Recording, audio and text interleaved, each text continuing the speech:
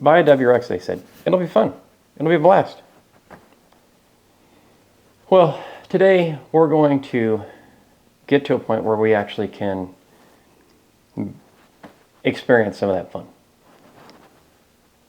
We've been working on this for 6 months now, I think. A lot of that time we've spent waiting for parts. Remember when we got this car, it was rolled in here on a stretcher. It was missing all kinds of parts. It had been cannibalized, the engine bay. Noticed that there's things in the undercarriage that were missing. It had been in an accident, so the fender and the bumper were all smashed. We really haven't had a chance to really drive this car in the way it's supposed to be driven. We ended up getting the new turbo put in, but I still have a lot more I've got to do. I've got to get all the accessories into the engine, put back in, interdimensional freezer machine.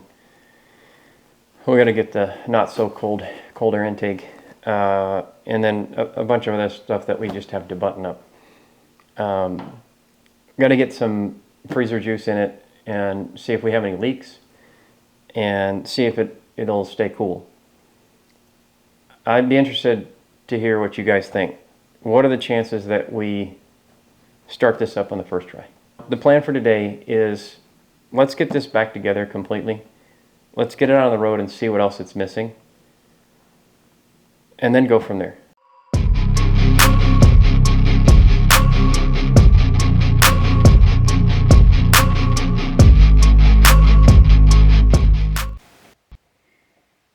So, yeah, the downpipe's actually in the car. I don't know why, but it's not working. I have to fix that. We gotta get this up there. That's where we gotta connect the downpipe to.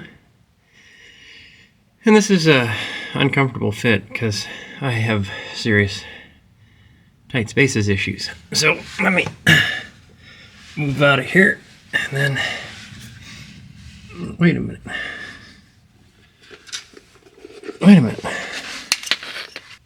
What the hell is this?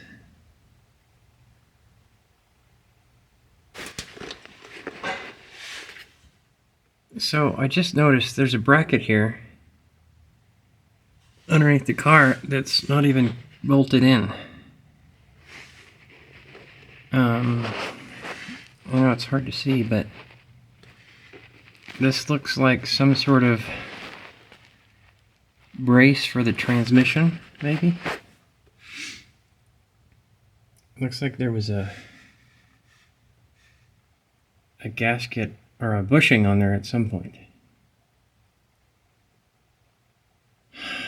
Man, this car, I tell you. So now I gotta figure out what I need for that. All the hardware looks to be gone. And I drove this car this way. It moves, kind of. Alright, let's get out from underneath there. It's a little bit better image of what I'm talking about.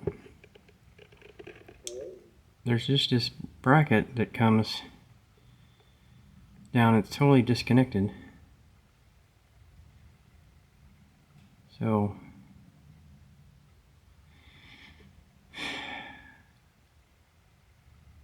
now I gotta figure out what that goes to and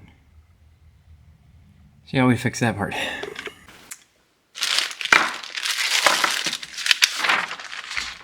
So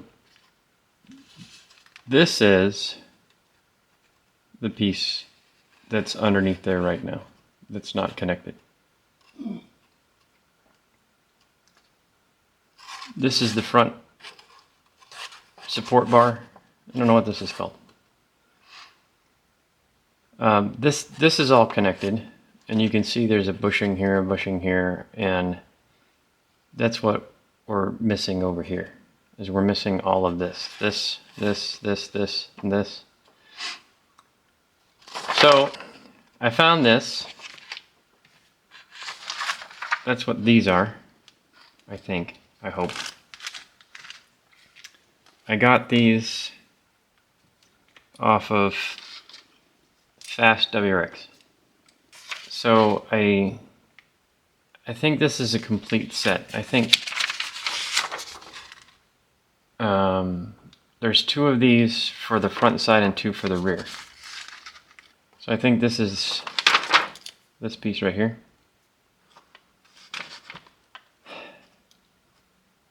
This bolt here is, I tried to use some of the bolts that I had, and the thread's not right.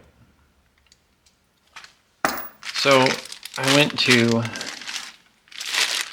went back to Fast WRX, and I ordered a kit that's supposedly supposed to be for these bolts right here.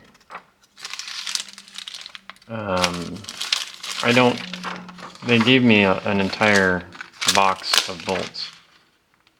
Subtrans rear, that's what this is. Subtrans rear X member bolt. So I'm thinking these might be the ones that I need. I looked up this number and found these on Fast WRX. These are called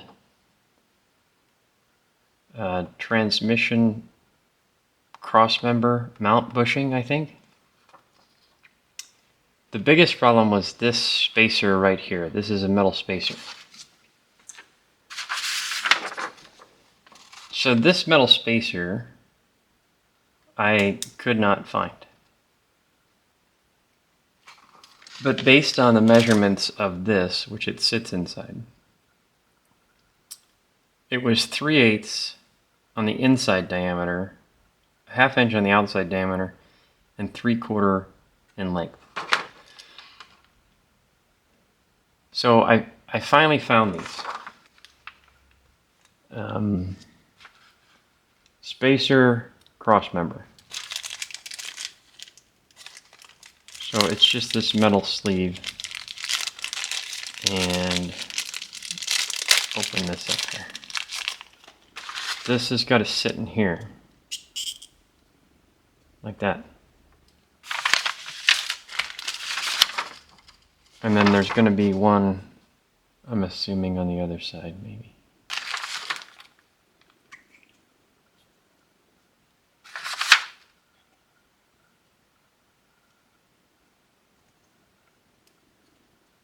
I don't know. What do you guys think? I'm hoping that's how it goes. What we're going to do is we're going to try to get the jack under the car and lift this up. Try to get the bushing up here and the bushing down here. But first I'm going to see which one of these fits that thread pitch underneath there. So, I don't know if it's going to work, but I'll let you know. Alright, so got the bushings in and the black plate that I had to order because I didn't have one. I got the hardware in and the spacers came in, and then I went to go put it in and realized I needed that black plate that was in the diagram, because otherwise you just got bolts going into bushings and that's never going to work. So there's a bushing between the subframe, whatever you want to call that piece, and the cross member, and then there's a bushing between that and the black plate, and then there's spacers on each side with bolts going through. This is kind of a pain. I had to get a jack under here to lift this up and get it to line up correctly. It kind of wants to pull towards the driver's side. Put some thread sealer sticky bolt juice on there so they won't come out. They're about 30 foot-pounds. So now that's all done, and we're moving on to the downpipe.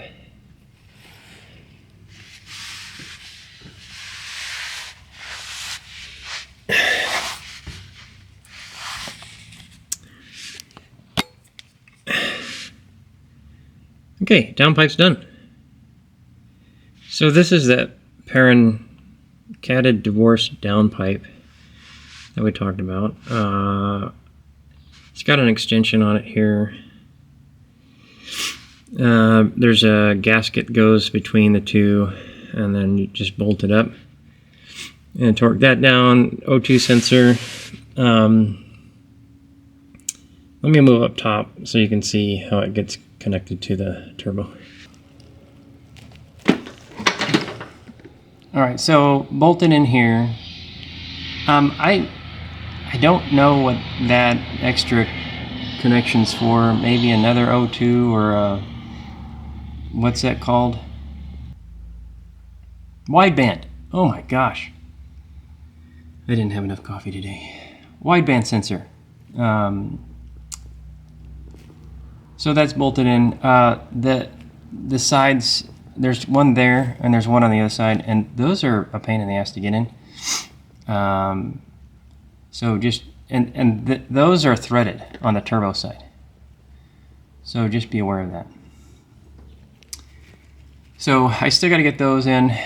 We'll connect those two, and then we're working on getting everything back together. We're at the finish line. Airbox, interdimensional freezer machine,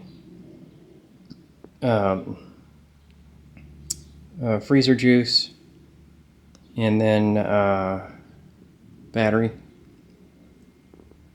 Get some coolant in here, and we're going to do a start. What I think I'm going to do is, since we did these fuel lines over here, I'm just going to prime the system and see if we get any leaks first. And then if nothing's leaking, we'll go from there. 710 juice looks pretty good. Haven't really lost anything. No leaks underneath. I am a little worried about the turbo leaking, but we'll figure that out if it happens. Even once we get this thing started, we're not out of the woods yet. We've got to find a way to get a tune on this thing, because that's a VF39 now, which it did not have a 39 on it before, and it's probably just a good idea to get it tuned regardless. So let me get working on getting this other stuff put back together, and then we'll record the first start.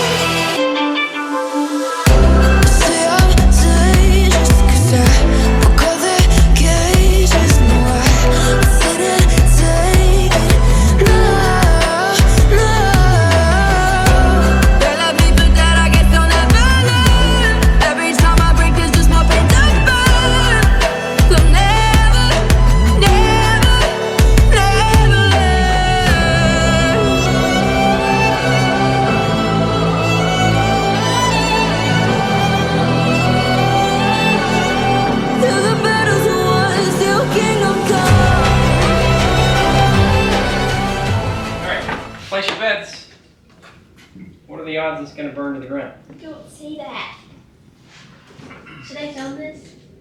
It's being filmed right there, but you can film it.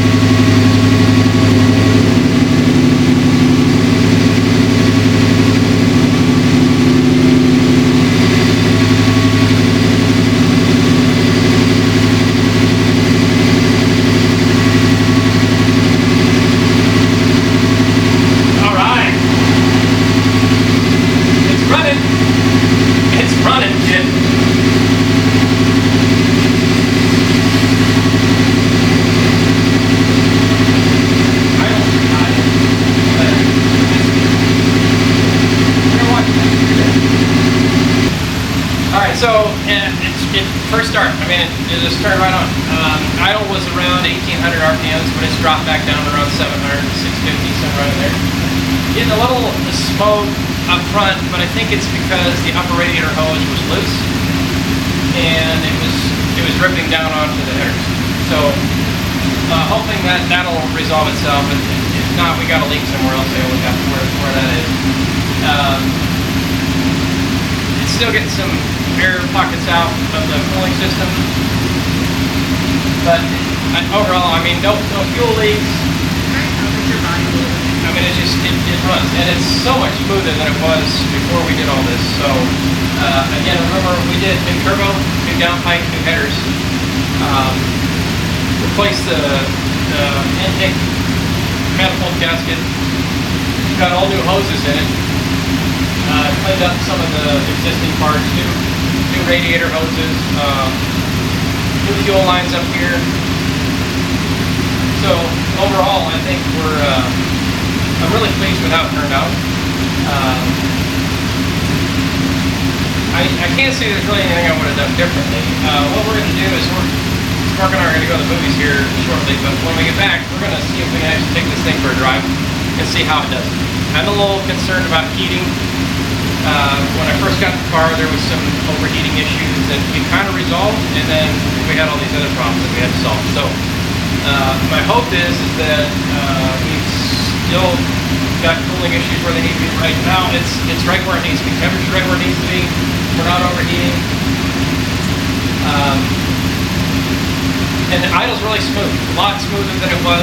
Again, we had that manifold leak on the passenger side with the old manifold, and so we've solved that, but I think we still have some other leaks further down. So probably take it over to Florence Buckler and get that sorted out. Overall, again, remember this thing's got 233K on the clock and it's coming along. So excited about that. Like I said, we're going to go to the movies. We'll be right back and we'll take it for a drive.